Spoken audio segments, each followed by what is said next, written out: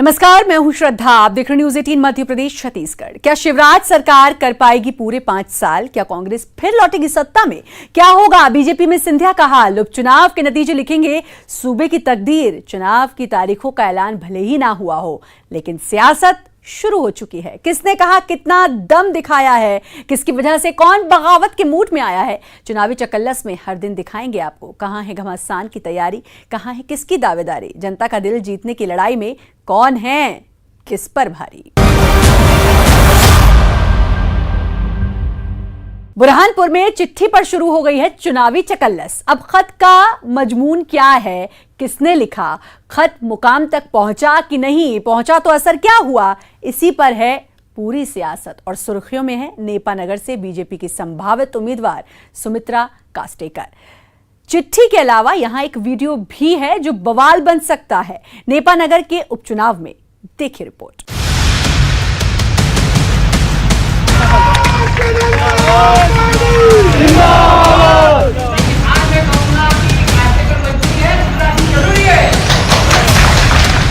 ये चिट्ठी जून 2020 की है। चिट्ठी पूर्व विधायक सुमित्रा देवी कास्डेकर ने लिखी है एसपी और डिस्ट्रिक्ट कमांडेंट को।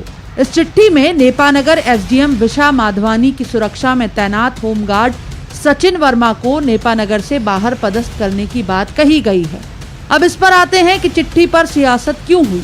असल में 3 महीने बीत जाने के बाद भी इस चिट्ठी पर कोई एक्शन नहीं हुआ और यहीं से कांग्रेस को मुद्दा मिल गया कि कमलनाथ सरकार में सुनवाई न होने का आरोप लगाकर कांग्रेस छोड़ चुकी सुमित्रा देवी की तो बीजेपी सरकार में भी सुनवाई नहीं हो रही। देखो, ये तो स्वयं सुमित्रा कास्डेकर को समझना चाहिए। जब हमारी सरकार थी तो सुमित्रा कास्डेकर 24 घंटे में टीआई एसडीएम तहसीलदारों को ट्रांसफ़र करा सकती थी, जो जनता के अहित करते थे। आज उनकी स्वयं की स्थिति देख लीजिए कि एक सैनिक होमगार्ड का जिसका वो ट्रांसफ़र नहीं करा पा रही है। तो ये भाजपा में तो अभी सिर्फ आगे आगे देखिए होता क्या है, तो शुरुआत हुई है। अभी ये खून के आंसू पिएंगे। जिस प्रकार से इन्होंने धोखा दिया है जनता को और कांग्रेस पार्टी को, उसी प्रकार का उनको फल भुगतना हुआ। ये वीडियो भी नेपानगर में कांग्रेसियों के मोबाइल से रफ्तार पा रहा है। वीडियो बीजेपी की बैठक का है। बैठक में बीजेपी कार्यकर्ता कह रहे हैं कि शिवराज जरूरी है, सुमित्रा देवी तो मजबूरी है। लेकिन आज मैं कहूंगा कि कास्टेकर मजबूरी है, शिवराज जरूरी है। कांग्रेस कह रही है कि ये वायरल वीडियो तस्दीक है कि बुरहानपुर में बीजेपी का जमीनी कार्यकर्ता आयातित नेता को बर्दाश्त नहीं कर रहा। हालांकि बीजेपी की सफाई कांग्रेस बेवजह का मुद्दा बना रही है। जो ये आप वीडियो की बात कर रहे हैं, ये हमारे जैनाबाद का एक कार्यकर्ता है और वो शायरी करता है।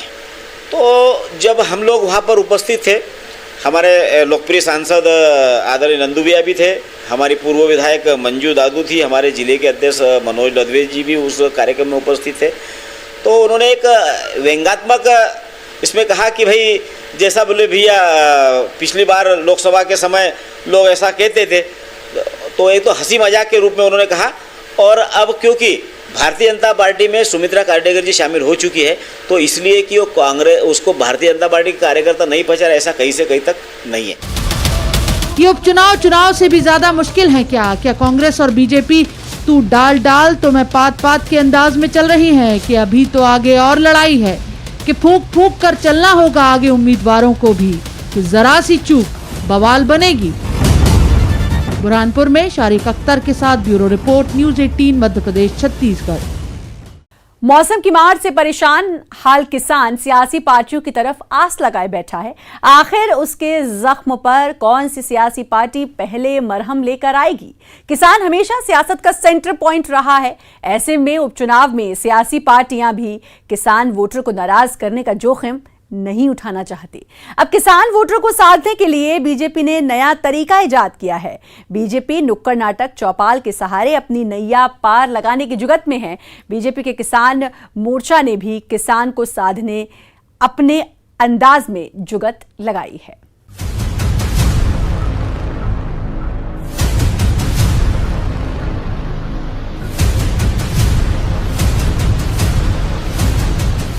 इन तस्वीरों ने न सिर्फ किसानों की नींद उड़ाकर रख दी, बल्कि सियासी पार्टियों की पेशानी पर बल्ला दिया।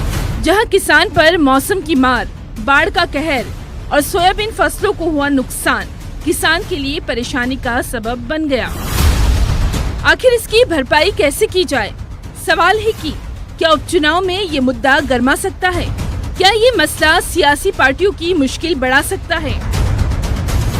इन सबको भांपते हुए बीजेपी सरकार ने किसान वोटर को साधने और उनके दिल में जगह बनाने के लिए एक नई रणनीति बनाई है। पूरी ताकत के साथ में अपनी बात किसानों को कहकर भारतीय जनता पार्टी के पक्ष में वातावरण बनाएंगे, किसानों को भारतीय जनता पार्टी के पक्ष में करेंगे और सामूहिक उपचुनाव विजयी बनाने में किसान मोर्चे की और किसानों की एक महत्वपूर्ण भूमिका रहेगी।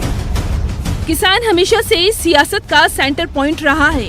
उपचुनाव से पहले कोई भी पार्टी किसान को नाराज करने का जोखिम नहीं उठा सकती। मौके की नजाकत को भांपते हुए राज्य की बीजेपी सरकार ने किसानों को साधने की कवायद शुरू कर दी है, जिसका जिम्मा सौंपा गया है किसान मोर्चा पर। बीजेपी ने अपने किसान मोर्चा को अन्नदाताओं के पास जाकर उनकी समस्याएं सुनने और निराकरण करने के लिए सरकार से समन्वय की जिम्मेदारी सौंपी है।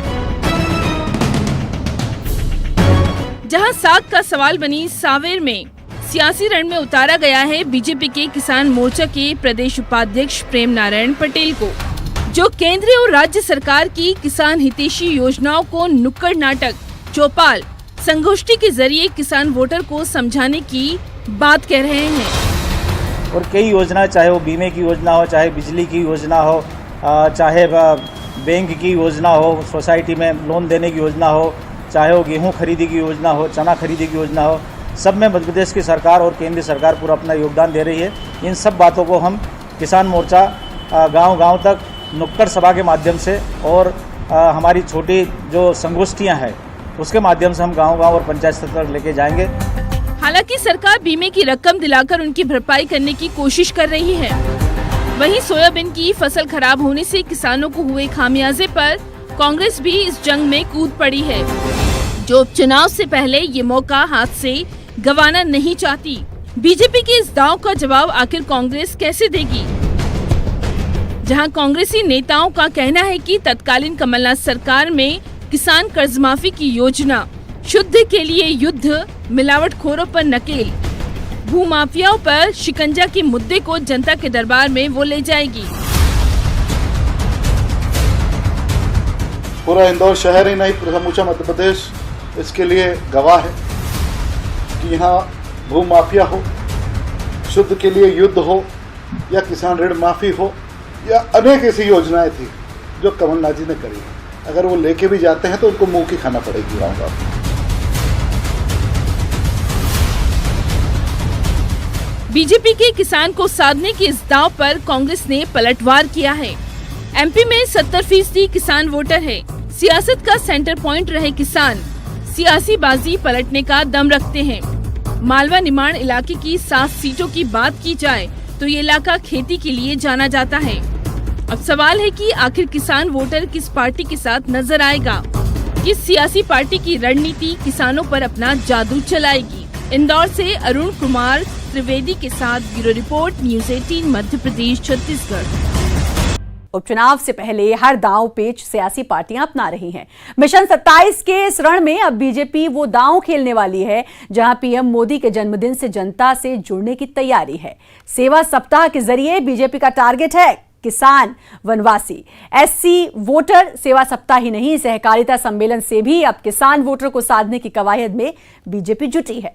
वहीं कांग्रेस इस सम्मेलन पर कर रही है पलटवार। सवाल है कि आखिर कांग्रेस का प्लान क्या है? क्या इन दांव से बीजेपी का होगा बेड़ा पार?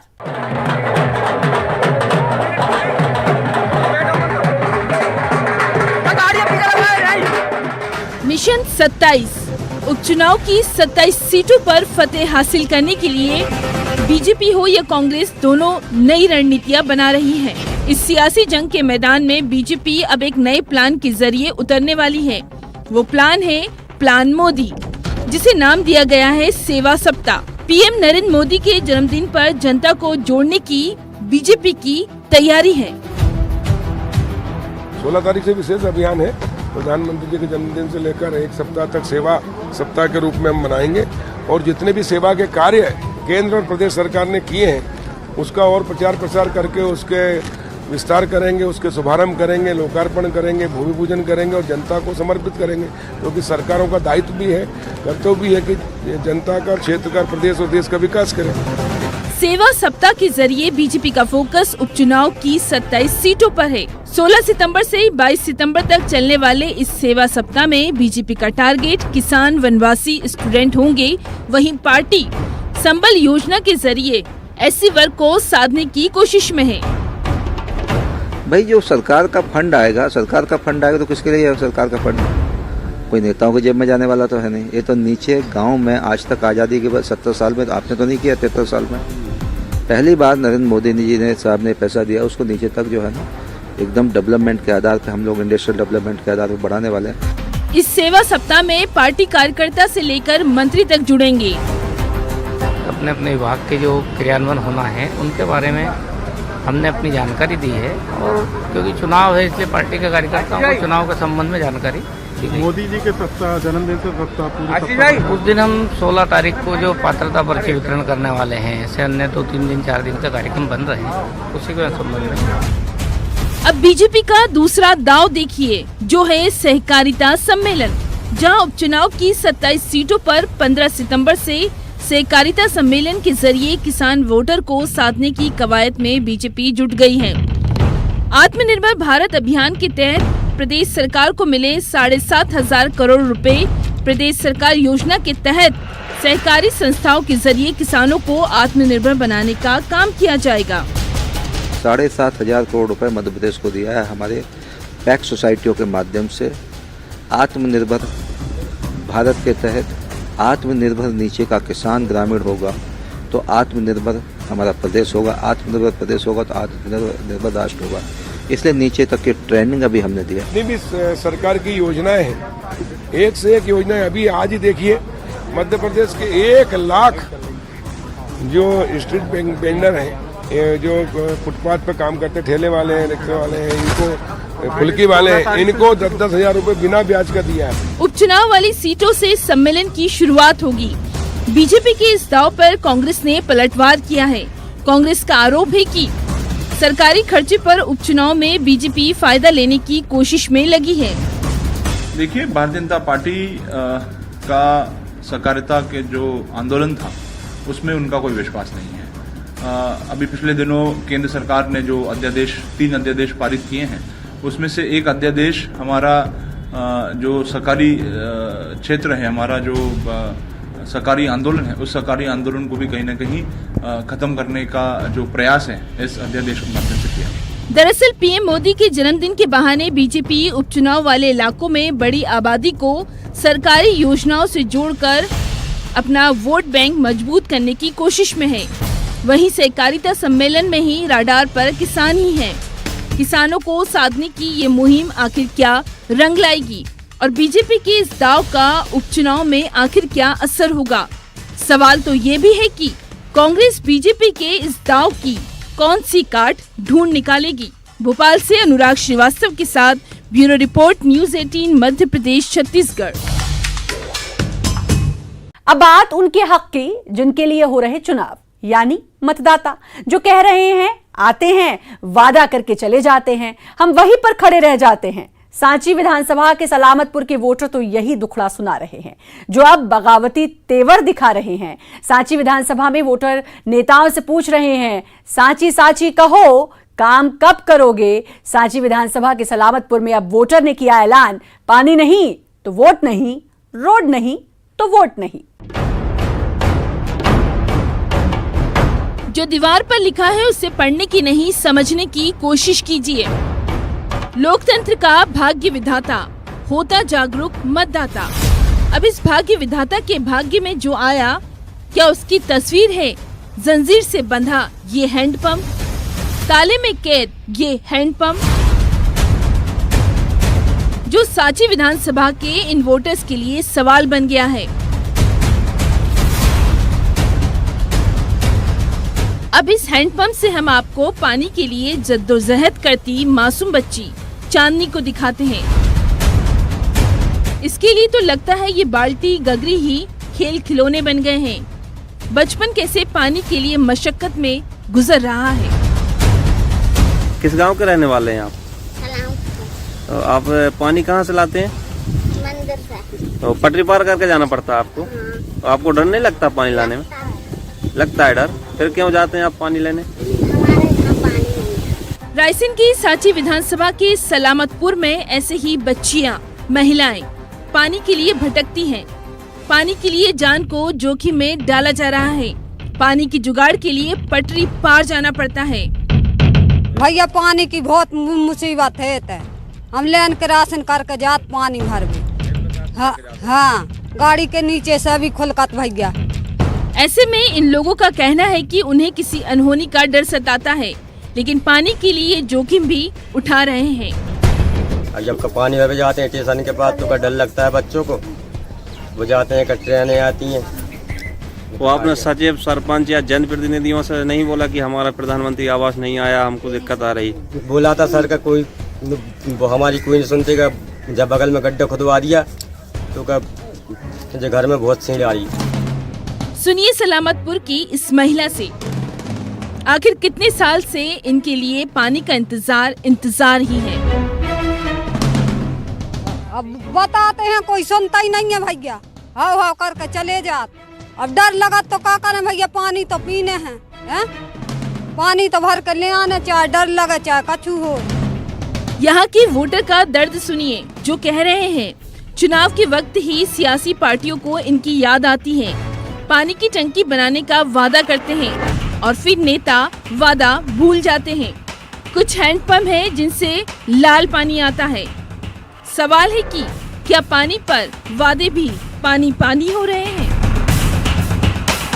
और दूसरी बात है, ये रोड सही नहीं बन रहा है, कीचड़ पानी हो रही है। और दूसरी बात, पानी की कमी है, नल नहीं है, हेडपम्प नहीं है। तो हेडपम्प पे ताला किसने लगाया है? ये सर ने लगाया ताला। फिर आप पानी कहाँ से लाते हैं? वो तो कहे कऊ को नल आते हैं, कऊ को नहीं आते नल। अब भैया हम जो कोई हम आए थे पानी की व्यवस्था करवाएगो, हम उन्हीं को वोट दें, नहीं हम वोट नहीं दें। 200 घर वाले सलामतपुर में रोड की हालत खस्ता हाल है। गड्ढों से भरी रोड जो इस इंतजार में है कि कच्चा रास्ता कब पक्का होगा। बारिश के वक्त तो कीचड़ से हालात खराब हो जाते हैं। हैंडपंप से पानी निकले न निकले, लेकिन घरों में पानी भर जाता है। अब इस समस्या से निजात कौन दिलाएगा, ये सवाल सलामतपुर के वोटर कर रहे हैं। पानी की समस्या आई सर का, घर के बगल में पानी भरा जाता है। घर में पूरी छींड़े आती है, सो नहीं पाते हम ढंग से। तो आपका घर क्यों नहीं बना अभी तक? वो सर का परमानेंट नहीं बना। हमारा परमानेंट बना तो वो आईडी नहीं मिली उसकी हमें, तो अनाज पानी नहीं मिलता है हमें। 35 साल से सलामतपुर के राजीव नगर में रह रहे इस शख्स का कहना है कि उसके पास राशन कार्ड नहीं है, अनाज नहीं मिलता। शिकायत करे तो राशन कार्ड के लिए रुपए मांगे जाते हैं। ये आरोप सुनिए जरा। तो परमानेंट मांग के जाते तो 500 रुपये मांगते कि 500 रुपये तो हमको हाथ पास जोड़ लाए। 20 साल हुए हमको रहते सर, मैं हैरान परेशान हो गया साहब। मजदूरी कभी लगती कभी नहीं लगती सर। अब फिर से उसी लाइन पर चलते हैं जो दीवार पर लिखी है, लोकतंत्र का भाग्य विधाता। अब सांची विधानसभा का ये वोटर हर सियासी पार्टी से ये सवाल कर रहा है, आखिर उनके हिस्से में आया तो आया क्या, जो अब चुनाव के बहिष्कार के मूड में नजर आ रहा है। जो कह रहे हैं पानी नहीं तो वोट नहीं, रोड नहीं तो वोट नहीं। आपका हम तो जब ही देंगे वोट जब का हमारा काम करवा देंगे।